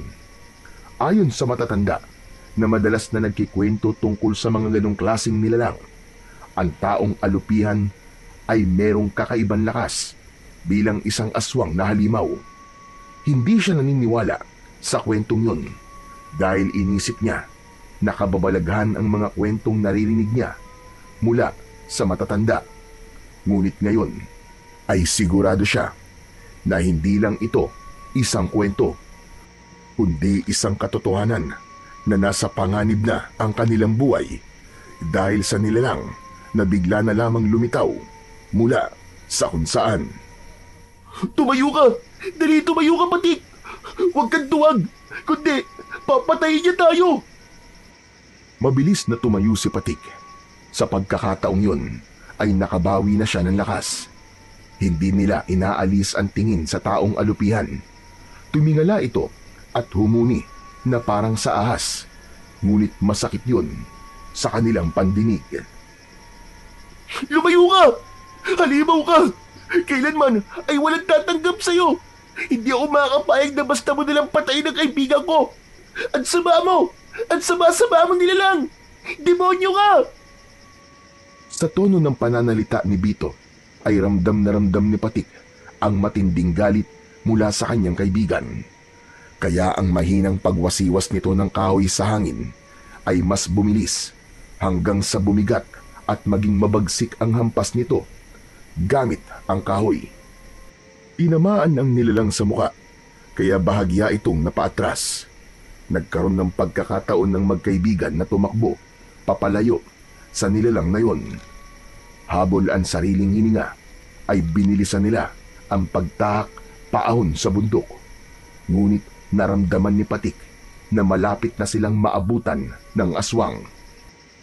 Si Bito ang nasa huli at ilang di pa na lamang ang layo ng taong alupihan sa katawan ng kanyang kaibigan. Dala ng kanyang pagtataka ay nagulat siya nang nilampasan nito si Bito at siya ang agad nitong pinuntirya. Lumipad ito sa ere na parang papel. Bumagsak ang katawan nito sa kanyang likod. Naramdaman ni Patik ang ilang paa na tumuntong sa kanyang likod. Kaya naman, padapa siyang bumagsak sa lupa at naramdaman ang pagpulupot ng katawan ng taong alupian sa kanyang katawan. Bito! Bito, tulungan mo ako! Ang hapde! Parang may apoy sa likod ko, Bito! Tulungan mo ako! Huli na nang malaman ni Patik na ang ilalim ng mga paa ng taong alupihan ay merong likido na kagaya sa epekto ng asido. Ngunit bigla siyang nakaramdam ng kakaibang ginhawa nang mula sa kanyang katawan ay lumitaw ang kulay puting alakdan. Pinagtutusok nito ang lahat ng mga paa na nakatungtong sa likod ni Patik. Tila napaso ang taong alupian at agad itong gumapang papalayo sa kanyang kinaroroonan. Nahirapan siyang bumangon dahil sa mahapding lapnos sa likod niya. Lumapit sa kanya ang kaibigan niyang si Bito. Bakas ang pag-aalala sa mukha nito. Diyos ko, Patik! Ayos ka lang ba? Muntik ka na ron. Mabuti na lang at iniligtas ka ng puting alakdan. Hindi ako okay, Bito. Ang hapdi-hapdi ng likod ko dahil sa paso. Pambihira naman kamalasan to. Paano ako lang ang inaatake ng hayop na yon? Siguro ay dahil sa puting alakdan. Pero kailangan na muna nating umalis dito. Malapit na ang bahay ni Lolo Gastor dito. Halika, kumapit ka sa kamay ko at aalalayan kita maglakad. Tumayo si Patik at tinanggap ang kamay ni Bito. Ipinatong niya ang kanyang braso sa balikat ng kanyang kaibigan. Pagkatapos ay humawak ang kamay nito sa kanyang bewang. Ika-ikang naglakad si Patik dahil sa tama niya sa likod. Pagkalipas ng ilang minuto, sa wakas ay narating na nila ang bahay ni Lolo Gastor. Marami ang nakatanim na halamang gamot sa palibot ng bakuran, habang ang mga sanga ng puno ay nakasabit sa bubong ng kubo. Gawa yun sa kugon at yari naman sa kawayan ng dingding. Tahimik ang lugar at halos wala nang makikitang hayop sa paligid. Indikasyong pagtatanim lang ng halaman ang pinagkakaabalahan ng matandang nakatira doon. Isang malalim na buntong hininga ang pinakawalan ni Patik bago sila lumapit at pumasok sa bakuran ng matanda. Nang makalapit sila sa tapat ng pintuan ng bahay, ay doon na tumawag si Bito. Tao po! Tao po, Lolo Gastor! Tao po! Nandyan po ba kayo? Lolo Gastor! Narinig ng dalawa ang mabigat na yabag ng paa mula sa sahig ng bahay. Kasunod ang pagtunog ng panara ng pinto. Nagawa naman sa tabla. Bumukas ang pintuan at sumilip ang isang payat na matandang lalaki. Sa tingin niya ay yun na si Lolo Gastor. Payat ang matanda at mahaba ang buhok. Kapansin-pansin ang kulay kayumangging mga mata ng matanda. Bakit kayo tumatawag? Ano ang kailangan nyo? Lolo Gastor, tulungan niyo po kaibigan ko. May sugat po siya. Gamutin niyo po siya. Sugat ba ka mo? Abay, sino naman ang may gawa? Isang taong alupian po. Napaso po siya ng malaasid ng paa ng halimaw na yun. Tulungan niyo po kami. Nakikiusap po ako, Lolo Gastor. Sa pagkakataong yun, ay hinayaan ni Patik na makipag-usap si Bito sa matandang si Lolo Gastor. Pakiramdam niya ay biglang naparalisa ang kanyang katawan. Namamanhid ang kanyang likod at nanginginig ang kanyang katawan dahil sa taas ng lagnat niya. Naipikit niya ang kanyang mga mata. Ni sa panaginip ay hindi niya naisip na mararanasan niya ang ganong klaseng pakiramdam. Naramdaman niya ang kamay ni Lolo Gastor. Inalalayan siyang maglakad papasok sa bahay nito. Ni hindi niya magawang tignan ang itsura ng bahay na pinagdalhan sa kanya. Para siyang unti-unting nanghihina at ayaw gumalaw ng kanyang paa para maihakbang. Maya-maya pa ay naramdaman niya ang matigas na katre sa kanyang tiyan at dibdib. Padapang lumapat ang kanyang tiyan at dibdib sa banig na gawa sa abaka. Naamoy niya ang insenso't kamangyan, pati na ang langis na inihaplas ng matanda sa kanyang likuran. Pero nagulat ang matanda sa biglang paglitaw ng puting alakdan sa balikat ni Patik. Kung ganun pala, siya ang napili ng puting alakdan, Bito. Opo, sa kanya po nagpakita ang kulay puting alakdan na dati na ninyong ikinikwento sa akin. Kung ganun, ay palatandaan ito ng muling paglitaw ng kulay puting rosas sa mga bangkay ng mga batang may edad 10 taong gulang. Masama ito dahil pahiwatig ito ng muling pagsalakay ng diwatang isinumpa ng kalikasan. Ang nilalang na hindi matahimik at punong-puno ng inggit sa katawan. Gustong magtanong ni Patik kung ano ang ibig sabihin ng mga pinag-uusapan ng dalawang taong nasa tabi niya. Pero hindi niya magawa dahil sa paninigas ng kanyang panga. Mas nangibabaw ang katahimikan ng dalawa. Biglang pumasok sa isip ni Patik ang mga ibinilin sa kanya ng kanyang amang si Mang Lari. Hindi siya nakinig dito. Pumunta pa rin siya sa kagubatan. Kaya nandito siya ngayon. Nararamdaman ang masakit na epekto ng likido mula sa kamandag ng taong alupihan. May posibilidad po bang sila ang may gawa sa mga natagpuan na dalawang bata sa kakawian? Oo, sigurado kung sila nga ang may gawa nun. Hindi ko alam kung paano sila mapipigilan. Nag-aalala ko sa malaking kaguluhan na mangyayari sa baryo natin. Kung may bagong hinirang na tagapangalaga sa puting alakdan, marahil ay nakuha na rin ng kaibigan mo ang mutya ng pawis ng puting alakdan. Malalagay siya sa panganib kapag hindi niya napag-aralan kung paanong gagamitin ang mutya. Paano pong malalagay sa panganib ang buhay ng kaibigan ko, Lolo Gastor? Dahil sa bato na unti-unting bumabalot sa kanyang katawan, ang mutya ang tunay na nakapagpapagaling sa kaibigan mo. Sigurado ka na ba sa desisyon mo, Bito? Opo, sigurado po ako, Lolo Gastor. Hindi maintindihan ni Patik kung ano ang desisyong tinutukoy ni Lolo Gastor sa kaibigan niyang si Bito. Habang nararamdaman niya ang pagbigat ng talukap ng kanyang mga mata, bago siya nakatulog ay naramdaman pa niya ang pagtusok ng buntot ng alakdan sa kanyang batok. Hindi napapansin ng dalawa dahil abala ang mga ito sa pag-uusap ng tungkol sa mga biktimang natatagpuan sa kakahuyan, hanggang sa tuluyan na ngang nagdilim ang kanyang paningin. Mula sa malalim na tulog ay nagising ang diwa ni Patik. Naramdaman niya ang pagdampi ng tela sa kanyang pisngi at braso. Dahan-dahan siyang nagmulat ng mga mata at mabilis na napabalikwas ng bangon. Napako ang kanyang paningin sa telang hawak ni Bito.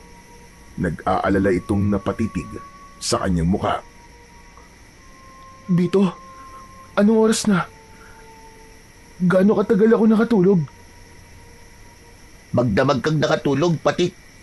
Kaya nga, nag-alala ako sa iyo dahil matagal kang nawalan ng malay. Pasensya ka na ha. Hindi namin alam na may tusok ka na ng alakdan sa batok. Mabuti na lang at iniligtas ka ng mutya, kaya walang nangyaring masama sa iyo. Nalaman namin na ginamot ka ng puting alakdan para mawala ang lason mula sa kamandag ng paa ng taong alupihan. Napatigil sa pag-uusap ang dalawa nang pumasok sa loob ng kwarto ang matandang si Lolo Gastor. May dala itong baso na merong dahon ng ikmo. Dinikdik yun at inilagay ang katas sa baso. Inumin mo ang katas ng ikmo para tuluyang mawala ang lason ng kamandag ng taong alupihan sa katawan mo. Kinuha ni Patik ang basong iniabot ni Lolo Gastor. Saka mabilis na ininom ang katas. Pagkatapos niyang maubos ang laman ng baso, ay napatingin siya sa gawi ni Bito na biglang nagsalita. Kausap ang matanda. Lolo Gastor, ang totoo, kaya po kami nagpunta sa kagubatan ay balak po talaga namin na makipag-usap sa inyo tungkol po sa mutya ng pawis ng puting alakdan. Alam kong yun talaga ang sadya niyo sa akin. Kaya kayo na parito. Pero delikado ang ginawa niyong dalawa. Maaari kayong mapahamak. Mortal na magkaaway ang alakdan at alupian. Kaya sa oras na magkita ang mga ito, ay magkakaroon talaga ng matinding sagupaan. Pwedeng sa bahay na lang alagaan ang alakdan. Basta't ang mahalaga, palagi mong dala ang mutya. Yun po pala ang dahilan kung bakit ako lang po ang sinugod ng taong alupihan.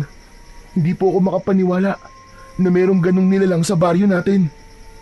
Matagal lang namiminsala ang taong alupian sa baryo. Hindi lamang siya natsitsyempuan dahil sa taong pumoprotekta sa kanya. Ano po? Ang ibig niyo po sabihin ay merong nag-aalaga sa taong alupihan? Tama ka. Ang tawag sa kanya ay Sigbinan. Isang nilalang na may kakayahang magpasunod ng mga halimaw. Kaya niyang utusan ng halimaw sa pamamagitan ng hawak niyang tridente. Kung tutusin, ang taong alupian ay walang iniwan sa aswang na sigbin. May oras din siyang natutulog sa lumang tapayan at lumalabas lang kapag nagugutom o inuutusan ng taong nag-aalaga sa kanya. Kahit na anong sabihin niyo po, Lolo Gastor, pareho lamang silang halimaw. Ang dapat sa kanila ay mamatay.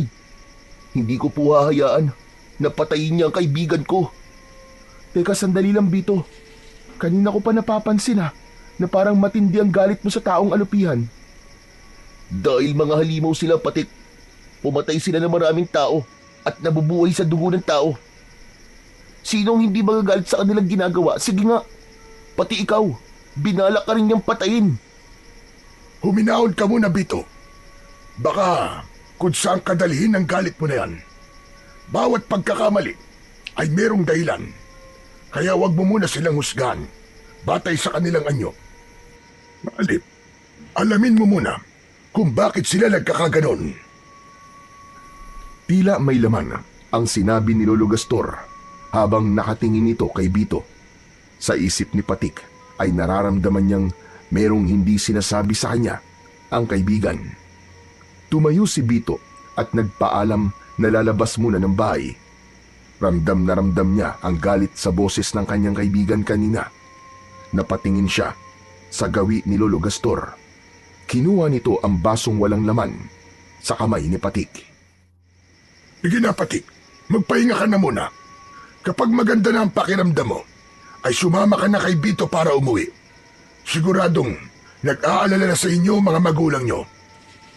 Maraming salamat po sa tulong nyo, Lolo Gastor. Ingatan mo ang puting alakdan at ang mutyang nasa bulsa mo. Yan ang malakas na kapangyarihan. Natatalo sa sigbinan na nag-aalaga sa taong alupian. Mag-iingat ka. Huwag maliitin ang kakayahan ng dalawang nilalang dahil sa oras na matalo ka ng kanyang kapangyarihan, kahit ang puting alakdan na matagal mo nang inaalagaan ay maaaring gamitin niya para patayin ka. Tandaan mong makamandag din ang taong alupian at may itim na kapangyarihan ang kalaban mo. Pero Lolo Gastor, paano ko po matatalo ang mga aswang na yun? Ang puting rosas na madalas niyang dala Kailangan mapasa kamay mo at durugin ng mutyang nasa bulsa mo. Ngunit ang bulaklak na ito ay palaging hawak ng sigbinan. Hindi yun nalalanta at nandoon ang kanyang kahinaan. Lumaban ka sa kanya. Gawin mo ang lahat para makuha ang kulay puting rosas. Dahil yun din ang ginagamit niya para manghipnotismo at manggayuma sa taong gusto niyang gawing alipin. Saka lang nagpaalam ang matanda at lumabas ito sa pintuan ng silid. Isang malalim na buntong hininga ang pinakawalan ni Patik. Pinagmasdan niya ang natutulog na puting alakdan sa kanyang tabi. Muli niyang kinuha ang puting bato sa kanyang bulsa at hinawakan ang kanyang tirador. Naisip niya na ano kayang mangyayari kung ang mutya ang ibala niya sa tirador. Merong kayang epekto ang mutyang to sa aswang na yon? Bakit kaya kailangan ko pang makuha ang puting rosas ng aswang? Ano kaya ang dahilan at simbolo ng rosas ng aswang? Dahil para sa akin, ang simbolo ng puting rosas ay dalisay na pag-ibig at kalinisan. Pero sa aswang na sigbinan, ang rosas ay may ibang kahulugan. Nahulog sa malalim na pag-iisip si Patik habang nakaupo sa katre. Maya-maya pa ay nakarinig siya ng yabag ng mga paa. Nakita niya si Bito at lumapit ito sa kanya. Bakas ang pag-aalala sa mga mata nito dahil alam nilang sa kanilang pag-uwi ay haharapin nila ang galit ng kanilang mga ama. Kailangan na nating umuwi sa bahay. Paniguradong nag-aalala na si Mang Larry. Pero ikaw, Bito, paano ka? Sanay na ako sa bugbog at palo ni tatay. Kaya wag mo na akong alalahanin. Ang ikinakatakot ko lang ay baka madamay na naman kayo sa galit ng tatay ko. Ano kaya, Bito, kung wag ka na lang munang umuwi sa inyo? Total naman hindi naman siya nag-aalala sa'yo eh. Baka nga matuwa pa yun kapag nawala ka eh. Patit, kahit ganun si tatay, hindi ko kayang gawin ang sinasabi mo sa kanya. Umaasa pa rin akong magbabago si tatay, kahit hindi niya ako kadugo. Isang malalim na buntong hininga ang pinakawalan ni Patik bago siya tumayo at kinuha ang alakdan. Kasunod ang pagkuha niya sa tirador at isinuot niya yon sa kanyang leeg. Paglabas nila ng kwarto ay nadatnan nila ang matanda na nagtatanim ng mga halamang gamot. Tumayo si Lolo Gastor nang maramdaman nito ang presensya nila. O ano? Ngayon na ba ang alis nyo? Opo, Lolo Gastor. Marami pong salamat sa tulong niyo sa amin, ha? Ako rin po, Lolo Gastor. Nagpapasalamat din po ko sa panggagamot niyo po sa sugat ko. Hindi ako ang gumamot sa likod mo, Patik, kundi ang alaga mong alakdan. Maswerte ka at napuntayan sa'yo. O hala, sige na. Umalis na kayo. Dito na kayo dumaan sa likod ng bahay ko para siguradong ligtas kayong makakauwi sa bahay nyo. Itinuro ng matanda ang malinis na daan papunta sa kakahuyan. Sadyang daan yon para sa mga taong pumupunta sa bahay ng matanda para magpagamot. Mabilis ang kanilang paglalakad na tinahak ang daan pauwi sa kanilang bahay. Pagkalipas ng 1 oras ay narating nila ang kanilang bahay. Naunang umuwi si Bito, panghuli naman si Patik na nag-aalala kung papasok ba o hindi sa bahay nila. Nagulat na lamang siya nang biglang may humablot sa kanyang braso. Itinulak siya nito at bumagsak siya sa lupa. Naramdaman niyang nahulog ang kulay puting alakdan mula sa kanyang balikat. Napatukod ang kanyang kamay sa lupa at nagtatakang napatingin sa madalim na anyo ni Mang Lito. Sandali lang po, Mang Lito. Bakit po ba kayo nananakit? Magpasalamat pa nga po kayo at iniligtas ko ang anak nyo sa kalupitan nyo. Hindi na po talaga makatao ang pagpaparusa nyo kay Bito. Para kayong hindi tao sa ginagawa nyo sa kaibigan ko. Sayang ang pagmamahal niya sa inyo. Hindi pinakinggan ni Mang Lito ang sinabi sa kanya ni Patik. Dinuro siya nito sa muka. Halos magwala ito sa galit habang hinahanap ang anak. Nang dahil sa malakas na boses ni Mang Lito, ay narinig yon ng kanyang ama na si Mang Lari. Mula sa bintana ng silid nito ay tumalon ng kanyang ama at sumugod sa kinaroroonan ni Mang Lito. Magkakasunod na suntok ang dumapo sa muka ni Mang Lito. Bumagsak ito sa lupa habang nagmumura sa galit.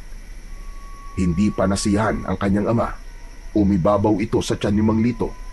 Pinaulanan ulit ito ng suntok ang muka ni Mang Lito na nagpupumilit bumangon para makawala sa galit na si Mang Lari.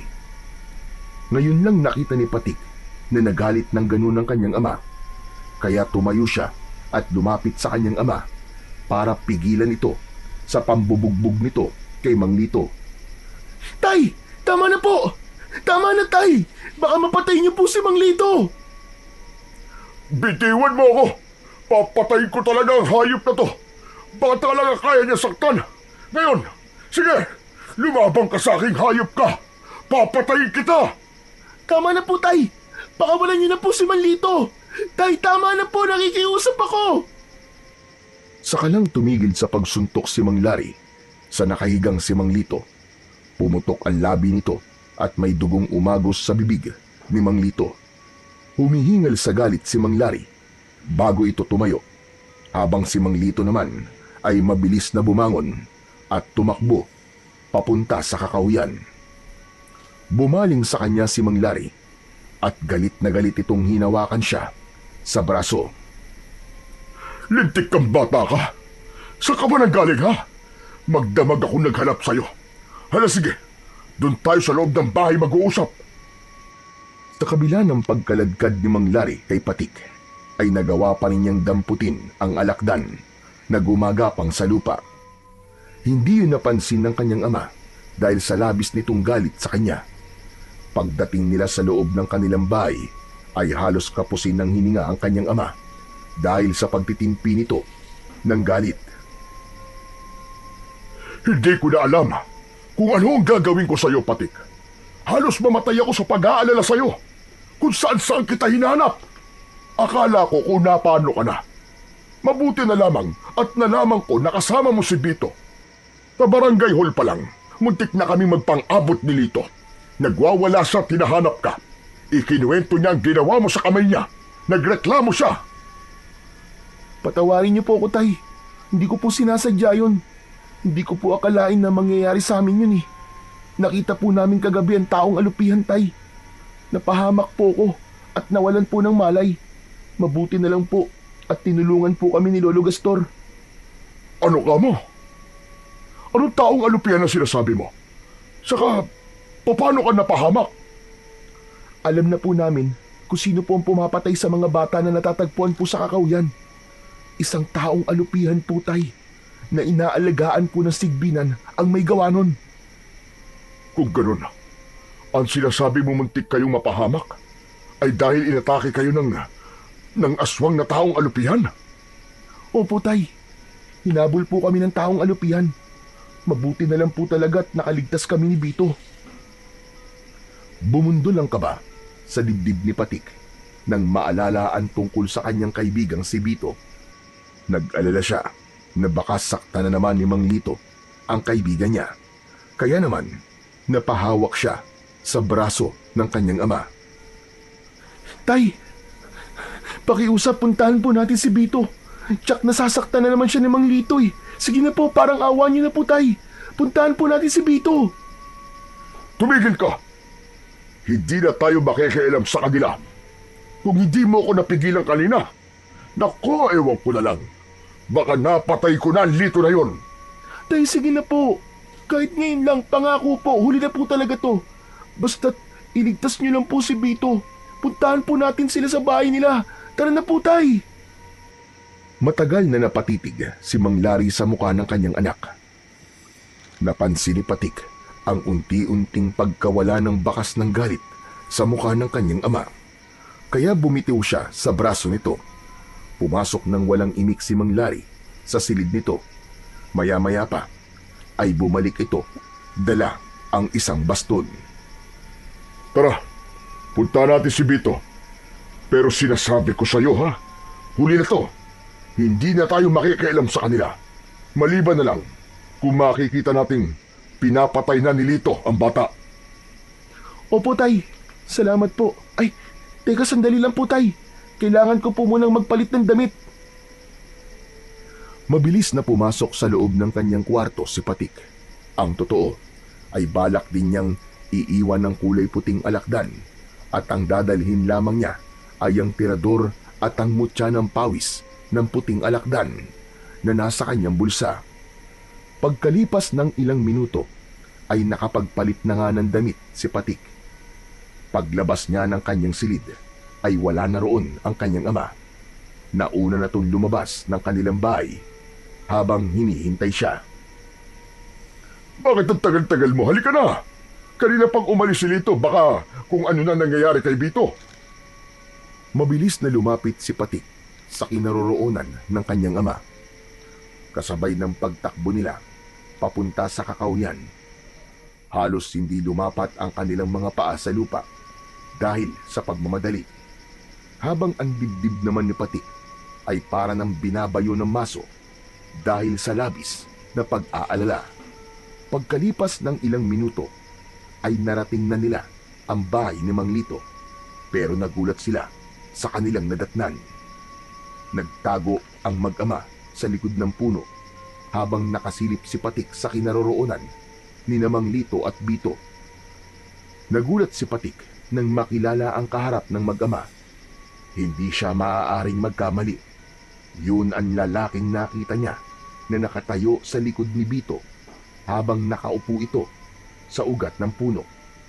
Mas lalong kinabahan si Patik nang magsalita ang lalaking may mahabang buhok. Kung sasaktan mo lang ang anak ko, ang mabuti pa, ibigay mo na lang siya sa akin. Dahil kung hindi, ako ang papatay sa iyong hayop ka. Hindi ako sasama sa inyo. Hindi ko kayo tatay. Wala akong amang isang halimaw. Hindi ko kayo matatanggap. Layuan niyo kami ng tatay ko. Halimaw ka! Halimaw! Mula sa kinaroroonan ng mag-amang sina Patik at Mang Lari ay dinig na dinig nila ang usapan ng mga ito. Kaya hindi makapaniwala si Patik sa kanyang mga natuklasan. Tay, ang lalaking yun. Siya po ang tunay na ama ni Bito. Kung ganun, siya po si Mang Tahir. Oo anak, narinig kong tinawag niyang anak si Bito. Pero bakit ayaw sumama ni Bito sa kanyang ama? Muling pinakinggan ng mag-ama ang pag-uusap ng mga ito hanggang sa nagpumilit ang lalaki na kunin si Bito sa kamay ni Mang Lito. Kitang-kita ni Patik kung paanong nakipag-agawan si Mang Lito sa lalaking kumukuha kay Bito. Mas nanlaki ang mga mata ni Patik nang makita ang biglang paglitaw ng taong alupian sa likod ni Mang Lito. Bigla nitong pinuluputan ang leeg ni Mang Lito. Umiiyak na kinagat ni Bito ang katawan ng taong alupian. Kaya nagpasya sina Mang Lari at Patik na lumabas na sa kanilang pinagtataguan. Layuan mo ang kaibigan ko! Halimaw ka! Pakawalan niyo si Mang Lito! Natigilan ang mga ito sa biglang pagsasalita ni Patik. Dumampot ng bato si Patik, saka ibinala sa kanyang tirador. Itinutok niya yon sa katawan ng taong alupian. Mabuti na lang at hindi pa ito nagpapalabas ng malaasidong likido na posibleng papatay kay Mang Lito. Ngunit ang lalaking merong mahabang buhok ay bigla na lamang nagbago ang anyo. Nagkaroon ito ng umuusok na tridente at naging isang mabangis na halimaw na parang isang kambing na may baluktot na dalawang sungay. Kayo ang lumayo sa akin dahil ang kinukuha ko lang ay ang anak ko. Patik! Umalis na kayo! Mapapahamak kayo dito, Patik! Hindi ko alam na ang sigbina na tinutukoy ni Lolo Gastor ay ang tunay mong ama. Nagsinungaling kang hindi mo kilala ang halimaw na yan. Siya ang lalaking nakita ko sa gubat.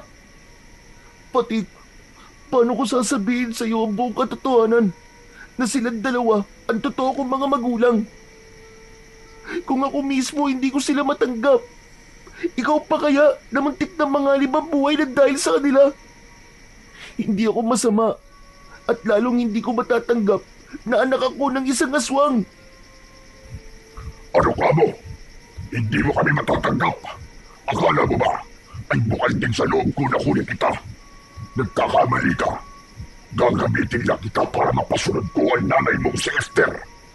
Hindi na siya nakikinig sa akin. Nalalampanan na niya ang kapangyarihan ko. Lumingon si Patik sa kinaroroonan ni Mang Lito at ng taong alupihan. Nakita niyang hindi totoong mahigpit ang pagkakasakal ng aswang sa liig ng nakilalang ama ni Bito. Kaya malinaw sa kanya na ang totoong kalaban ay ang Sigbinan na kaharap nila ni Mang Lari. Hindi siya makapaniwala na ang nanay ni Bito ay ang taong alupian na humabol sa kanila sa kagubatan. Kaya pala, hindi nito sinaktan si Bito. Pakawalan niyo si Tatay Lito. Hindi ako sasama sa inyo. Hindi na ako makakapayag na maghari pa kayo at patuloy na pumatay ng mga taong walang kalaban-laban para sa pag-aasik niyo ng lagim. Hindi rin ako makakapayag na mabuhay ka ng masaya kasama ang lalaki yan. Isa sa inyo ang kailangang mamatay. Itinaas nito ang tridente na hawak niya sa ere. Gumuwit ang kidlat sa kalangitan at dumilim ang buong paligid. Para siyang nakakita ng totoong demonyong nakatayo sa kanilang harapan. Naramdaman ni Patik ang nanginginig na kamay ni Mang Lari. Tila nagulat din ito sa nakitang nakakatakot na anyo ng nilalang. Itinutok ni Patik ang kanyang tirador sa muka ng halimaw, kasabay ng nararamdaman niyang pag-iinit ng mutya sa loob ng kanyang bulsa. Binitiwan niya ang goma ng tirador na iwasan ng nilalang ang unang pag-atake ni Patik, habang si Mang Lito naman ay tinulungan ni Bito para makatakas sa pagkakapulupot ng taong alupian sa leeg nito. Bakas sa muka ng halimaw na napipilitan lang ito sa ginagawa. Alam na ngayon ni Patik kung ano ang ibig sabihin ng kulay puting rosas na natatagpuan sa katawan ng biktima ng aswang. Yun ay ang paghingi ng tawad at labis na pagsisisi sa nagagawa nito ng kasalanan. Si Bito ang kumilos. Kumuha ito ng malaking bato at ibinato sa sarili nitong ama. Kasabay ng muling pagbitaw ni Patik sa goma ng kanyang tirador, tumama rin ang bato sa muka ng kalaban. Kaya naman, bumagsak ito sa lupa, ngunit muling nakabangon. Si Mang Lari naman ay agad na lumapit kay Mang Lito at iwinasiwas ang itak sa muka ng taong alupihan. Anak, tumakas na kayo ni Bito, bilisan nyo! Kami na ni Lito ang lalaban sa kanila! Bilisan nyo! Huwag niyong ilayo ang anak ko! Tumigil ka! Wala akong ama na halimaw at masahol pa sa demonyo na katulad nyo. Nag-iisa lang ang tatay ko at yun ay si Tatay Lito. Kahit hindi niya ako minahal, mahal ko siya bilang tunay kong ama dahil inilagaan niya ako at hindi niya ako iniwan. Hindi kagaya nyo na mas inuna pa niyong gumawa ng masama kesa sa paggawa ng kabutihan. Hindi ko kayo kikilalanin na ama ko. Tila natauhan si Mang Lito sa mga sinabing yon ni Bito. Sa kabila ng nagawa nitong kasalanan kay Bito, ay ito pa rin ang pinili ng kanyang kaibigan. Kung hindi mo lang din pala ako kikilalanin na ama mo, ay hindi rin ako makakapayag na pakinabangan ka ng iba. Mas gugustuhin ko pang mamatay ka na lang. Biglang lumiwanag ang rosas sa talim ng tridente ng halimaw at lumikhayo ng apoy. Sabay tutok sa kinaroroonan ni Bito.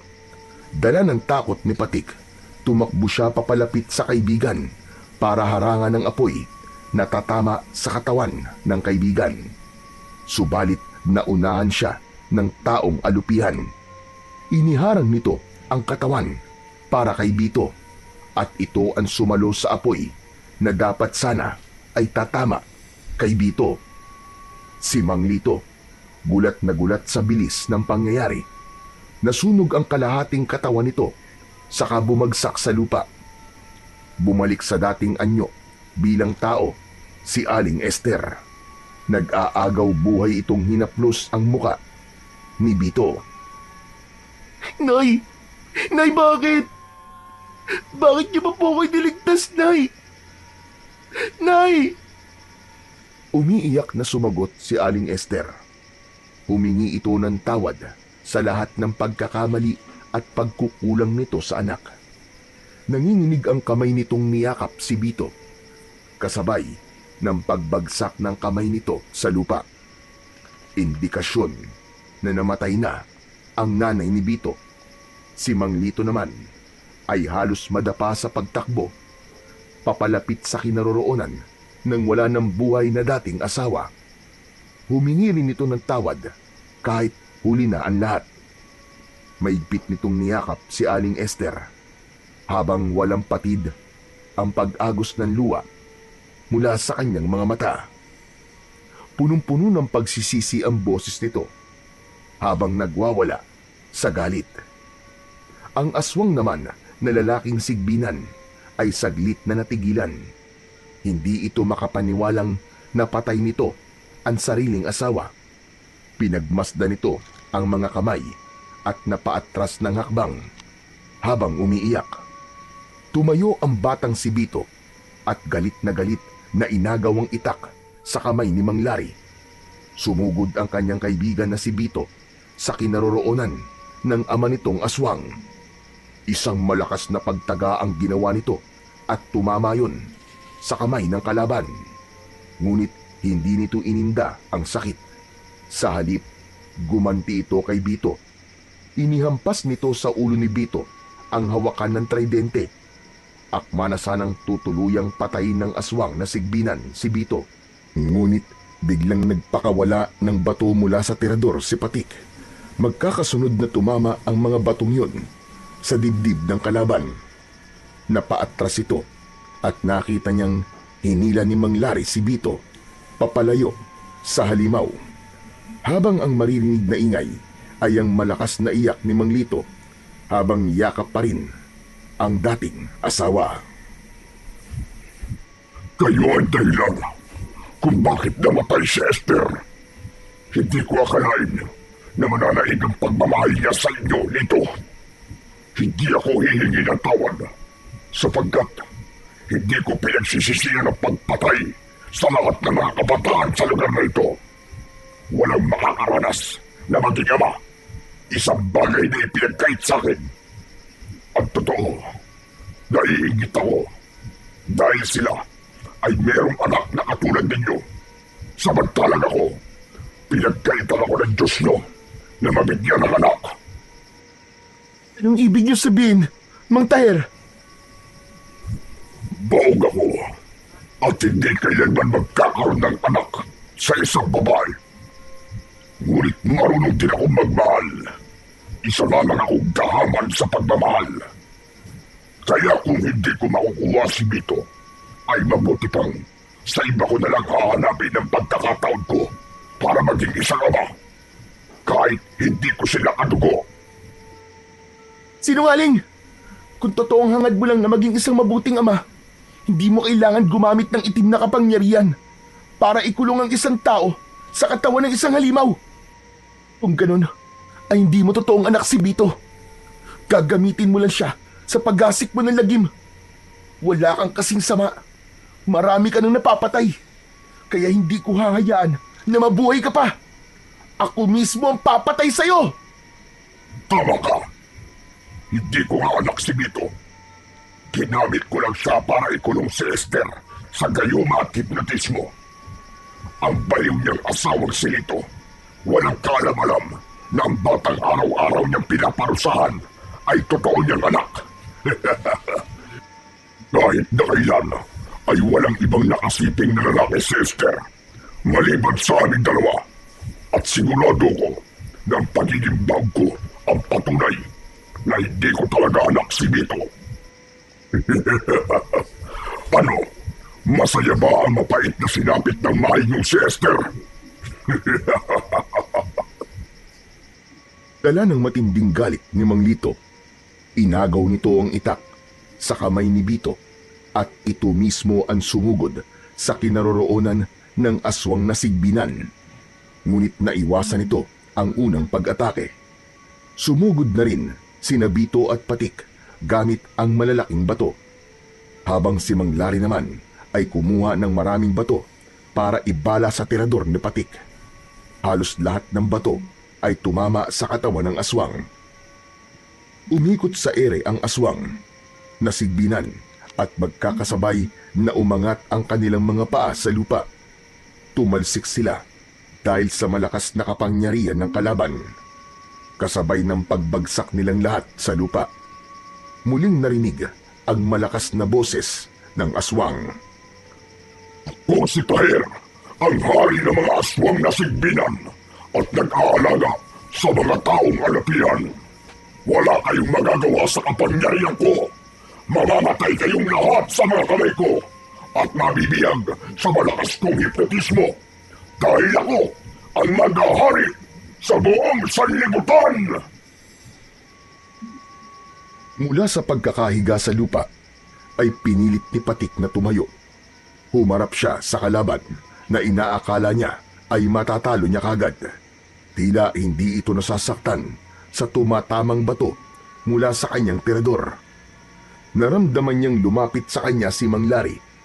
Ganon din si Mang Lito na lumapit kay Bito. Niyakap nito ng mahigpit si Bito at umiiyak habang humihingi ng tawad.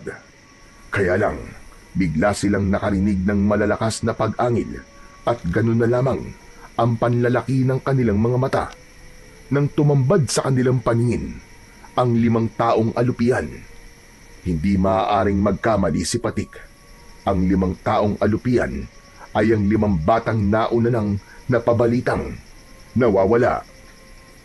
Anak, tumakas na tayo. Marami sila. Ginawa niyang taong alupian ng 5 bata. Tara na! Sandali lang po, Tay. Kayo na lamang po tumakas dahil haharapin ko siya. Panahon na para pigilan ko ang kanyang kasamaan. Ano ba nangyayari sa iyo, anak? Wala tayong laban sa kanila. Mamamatay tayo lahat dito. Hindi pinansin ni Patik ang kanyang amang si Mang Lari. Sa halip, tinukot niya ang kanyang mutya sa kanyang bulsa. Saka itinaas sa ere ang bato. Lumikha yun ng napakalakas na liwanag, kaya't napaatras ang mga kalaban sa nakitang kapangyarihan ni Patik. Mabilis na ikinulong ni Patik ang bato sa kanyang kamao at mabilis na tumakbo sa kinaroroonan ni Mang Taher. Naniniwala siyang ang lahat ng lakas ng 5 batang alupian ay nanggagaling lamang kay Mang Taher. Isasakripisyo niya ang buhay niya, makuha lang ang rosas sa dulo ng talim ng tridente. Magkakasunod na pagsuntok ang ginawa ni Patik at sumugod na rin sina Mang Lari at Mang Lito. Pinagtulungan nilang lahat ang pinuno ng mga aswang. Habang si Bito naman ay umikot sa likod ni Mang Taher, abala ang pinuno sa pakikipaglaban kay Patik. Kaya naman, hindi nito napansin na nakuha na pala ni Bito ang puting rosas sa dulo ng tridente. Ibinigay ni Bito ang puting rosas kay Patik bago pa tuluyang sumugod sa kanila ang 5 alagad ni Mang Taher. Dinurog ni Patik ang bulaklak gamit ang mutya. Paulit-ulit niyang pinukpok ng bato ang rosas hanggang sa mawasak yun at nagkahiwa-hiwalay ang petals. Nanlaban ang pinuno ng aswang, ngunit hindi nito napaglabanan ng sakit mula sa pagkadurog ng rosas nito. Yun pala ang pangunahing sangkap sa paggawa ng alagad. Mula sa kanilang harapan ay sumabog ang katawan ng aswang na sigbinan. Kagaya ng pagkadurog ng bulaklak mula sa batong hawak ni Patik. Ang 5 alupian ay tangkanasan ng tatakas, ngunit nilapitan ng mga ito ni Patik at sinilaw ng liwanag na nagmumula sa hawak niyang mutya. Bumalik sa dating anyo ang mga aswang. Nagtataka ang mga ito kung paano sila nakarating sa gubat. Anak, paano mong nagawa yun? Tay, dahil po sa mutya ng pawis ng puting alakdan. Puting alakdan? Hindi ba't yun ang alakdan na alaga ng mga engkanto? Paano ka nagkaroon ng ganong kapangyarihan, anak? Sabi po ni Lolo Gastor ay ipinagkaloob daw po yun sa akin ng tagapangalaga ng puting alakdan. Sumingit sa usapan si Bito habang nakangiti. Ako yun, Patik. Ako ang pumili sa'yo. Kung natatandaan mo, ako ang nagturo sa'yo kung nasan ang tambak ng mga bato, di ba? Paraan ko lamang yun para maibigay sa'yo ang mutya nang hindi mo mahahalatang ako ang may gawa.